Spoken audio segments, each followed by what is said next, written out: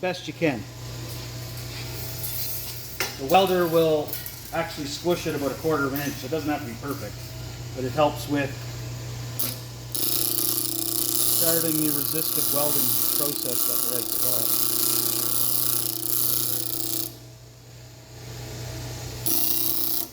And it helps you line it up in the jaws.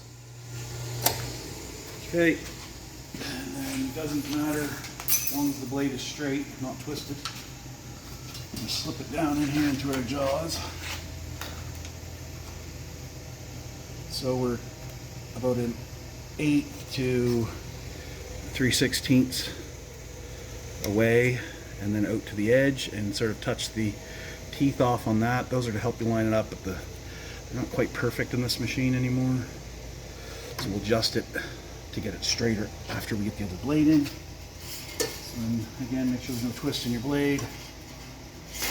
Stick it up and through here, the contacts, and bring it over to the edges as best you can.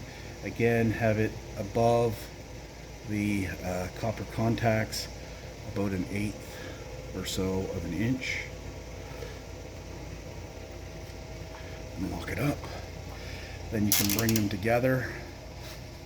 Okay, with the dial here. Don't preload it yet, just bring the jaws together. And then I'm just eyeballing the back side of the blade to sort of make sure everything is straight up and down, and I can see the top blade is drifted this way a little bit. I don't know if you can see that on camera, but to me it looks like it's going that way. So I'm just going to loosen this off ever so slightly. Try to line it up so it's parallel. About there. And then also down in here, if you can see that, I try to make sure that obviously the blade is sitting square to one another, so that, you know, it's not overhanging one side or the other. It's perfect symmetric. So that looks pretty darn good to me. So then here on your dial, for your weld dial, what this is, it's a spring-loaded clamp, and it's going to control how much it squishes when it does heat this up to red hot. So we're going to load this up to about 1/4 of an inch.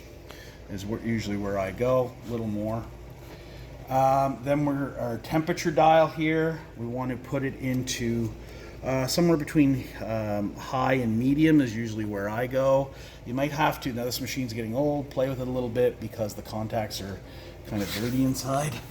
So then we're going to flick our switch and hopefully it welds. It's not welding yet, so we're try another detant here. Let's try there. There we go, and you see how it welded and squished, and it completes its cycle. It's timed.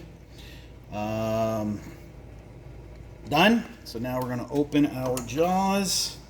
We're going to turn our dial to the position where it says anneal, or basically till your jaws open. It doesn't actually have. This just takes the spring pressure off the jaws. It doesn't actually control anything to do with the heat or some annealing cycle. It just makes it so there's no spring pressure. Take your weld joint. You can see how it's mushroomed out where it's squished. It says we got a decent weld. Okay.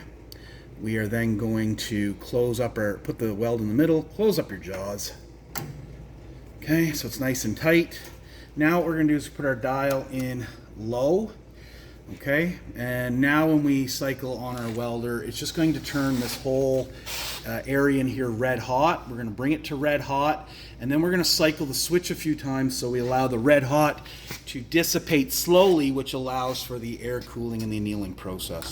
So red hot there, and then we're just going to cycle the switch a few times.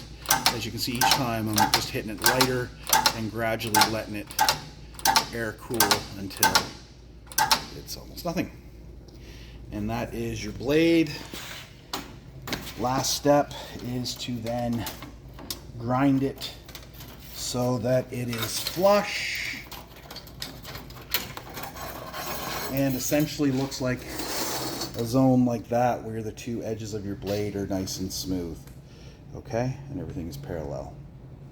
Now whether you do that on a bench grinder, which I'm going to use, or for delicacy, I used to take it over to the flap wheel.